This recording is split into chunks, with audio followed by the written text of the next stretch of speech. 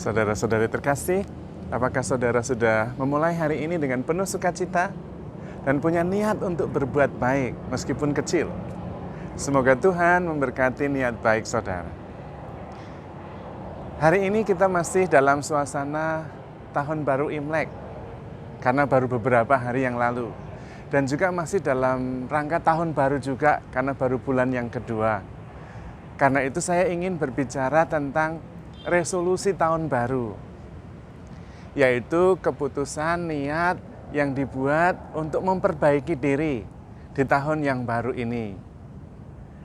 Biasanya ketika tahun baru kita semua membuat resolusi, keputusan bulat, niat untuk menjadi lebih baik. Bisa untuk menjadi berkat bagi orang lain, bisa bermuatan cita-cita yang mau dicapai, apa saja. Yang mau saya renungkan adalah kenapa sesudah membuat resolusi, kebanyakan tidak terjadi apa-apa.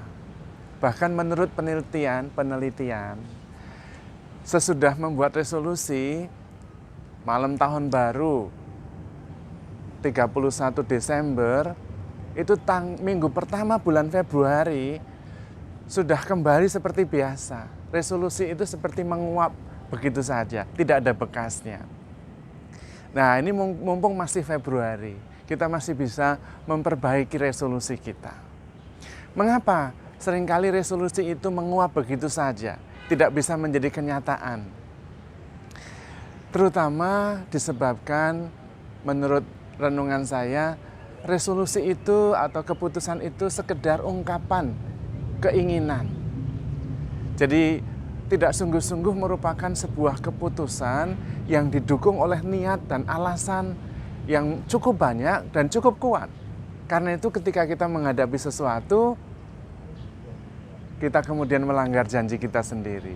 Kita tidak mengarah kepada resolusi yang kita ambil. Yang kedua, biasanya karena kita fokus pada bayangan atau gambaran tentang resolusi itu. Tetapi lupa bahwa resolusi itu mempunyai aspek yang negatif dalam arti membutuhkan pengorbanan.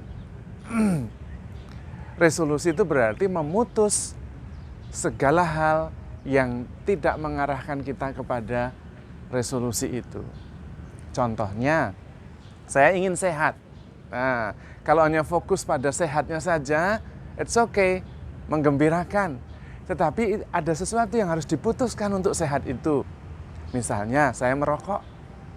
Nah, merokok itu juga harus diputus, karena merokok tidak sesuai dengan resolusi sehat itu. Kadang-kadang memutuskan sesuatu yang sudah biasa kita lakukan itu yang tidak mudah. Sehingga kita kembali melakukan hal yang biasa-biasa. Nah, kalau kita melakukan hal yang biasa, yang akan kita capai, ya yang biasa kita rasakan, resolusi tidak akan tercapai. Maka harus ada keputusan-keputusan.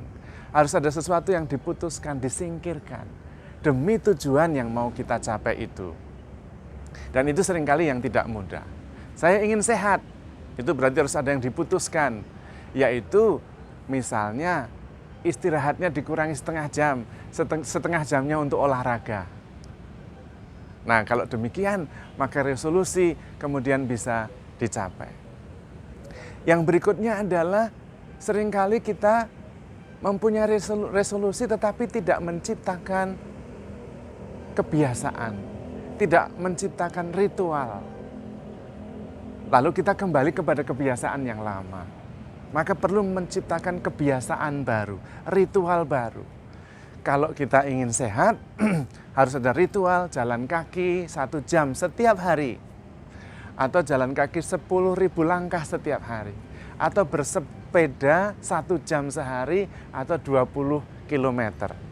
Nah, kemudian itu akan kelihatan. Ada ritual yang dibangun berdasarkan cita-cita. Ada beberapa hal yang bisa membantu kita untuk bisa mencapai tujuan dari resolusi yang kita putuskan. Salah satunya kita perlu bertanya diri. Sebetulnya kita tuh fokus dalam hidup sehari-hari, fokusnya apa? Apakah fokus pada yang saya punya? Atau fokus pada yang saya kehilangan. Kalau fokus pada yang saya punya, maka kita akan lebih positif. Dan kita bisa mengarahkannya menuju resolusi yang mau kita capai. Tapi kalau fokus pada kehilangan, maka kemudian kita juga menjadi lemah dalam motivasi. Misalnya, kita mau sehat, tapi kita fokus pada, aduh nanti saya nggak bisa merokok lagi. Berat merokok, enggak jadi sudah. Fokus pada yang saya punya, yaitu saya punya kemauan, saya ingin sehat. Tidak merokok, oke lah, saya harus kehilangan merokok itu, tapi nanti saya akan punya kesehatan. Mumpung umur saya masih bisa dikejar. Nah, itu namanya fokus pada yang saya punya. Sama juga dengan masa pandemi ini. Kalau fokus pada yang saya punya, bukan yang saya kehilangan, kita akan lebih optimis. Saya masih punya rumah, saya masih punya keluarga, saya masih punya kendaraan misalnya, saya masih punya kesehatan. Oh, itu luar biasa. Tapi fokus pada yang hilang, waduh, pendapatan saya hilang separuh, pendapatan saya hampir seluruhnya enggak ada. Saya harus mencari sesuatu yang baru. Kita akan mengalami kesulitan karena kehilangan motivasi. Bisa jadi. Juga kita perlu bertanya. Kita perlu bertanya, fokus kita sebetulnya pada apa yang menolong kita atau apa yang membuat kita ragu-ragu. Fokus kita pada yang sungguh-sungguh membantu kita melihat ke masa depan. Atau fokus pada masa lalu. Kalau fokus pada masa lalu, kita tidak bisa move on. Kalau fokus pada saat sekarang, kita bisa bertindak, kita bisa aktif, kita bisa mengambil keputusan. Kalau fokus ke masa depan, kita bisa mengantisipasi. Jadi coba fokusnya kemana? Apa yang kita punya atau apa yang kita kehilangan, fokus sekarang, masa lalu atau masa depan. Nah, itu yang juga penting. Kalau kita bisa fokus, kita mengarahkan hati, kita bisa membangun kebiasaan, kita akan menuju kepada resolusi yang sudah kita putuskan. Tapi di luar itu, ini yang penting.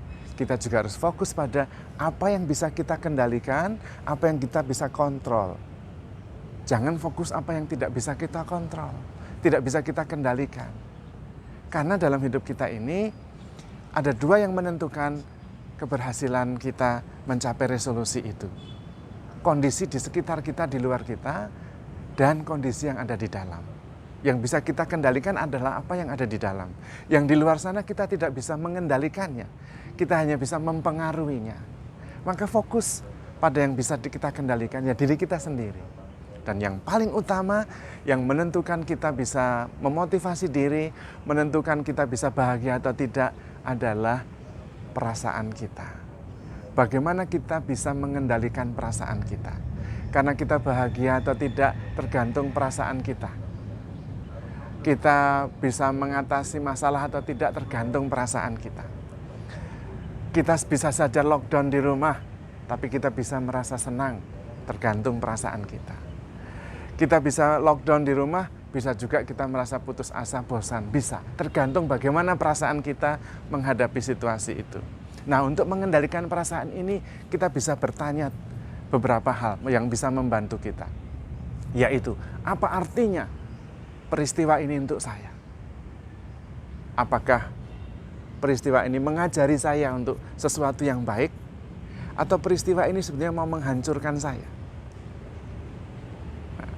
Atau peristiwa ini memberi sebuah pengalaman supaya kita lebih kuat. Nah, mencari makna, arti dari peristiwa itu sangat mempengaruhi perasaan kita. Kalau ada orang yang menghina kita, kita bisa bertanya juga pertanyaan-pertanyaan tadi. Apakah dia mau ngajari saya supaya saya bisa rendah hati? Atau dia sengaja mau menghancurkan saya? Atau saya bisa belajar supaya lebih kuat?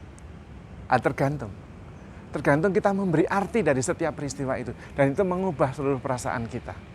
Kalau ada orang yang menghina kita dan kemudian kita merasa bahwa dia sedang menjadi guru untuk saya supaya saya belajar sesuatu, perasaan saya tidak tersinggung. Tapi kalau kemudian dia ini memang mau merendahkan saya, dia iri hati dengan saya bisa sangat tersinggung. Tetapi kalau kemudian kita juga merasa dia menghina saya harus menjadi lebih kuat. Nah, kita menjadi lebih positif. Karena itu, dalam menentukan resolusi, kita harus menentukan juga alasan yang cukup dan alasan yang kuat. Dan membangun ritual kebiasaan baru. Serta menemukan arti dalam resolusi kita itu. Supaya kita tidak gampang menyerah. Karena godaan, tantangan, alasan selalu ada. Dan kita harus berani juga melepaskan beberapa hal. Detachment terhadap beberapa hal yang tidak lagi sesuai dengan fokus dari resolusi yang kita buat. Ini masih bulan Februari, sehingga kita masih mempunyai waktu yang panjang untuk bisa mencapai resolusi yang sudah kita buat pada tahun baru yang lalu. Dan percayalah, Tuhan bersama kita, Tuhan menguatkan kita. Dialah sumber kekuatan kita, Dia juga adalah jalan bagi kita. Percaya kepada Tuhan, percaya kepada diri sendiri, melihat yang positif, dan fokus pada resolusi serta alasan yang positif, kita pasti bisa mencapainya. Tuhan memberkati.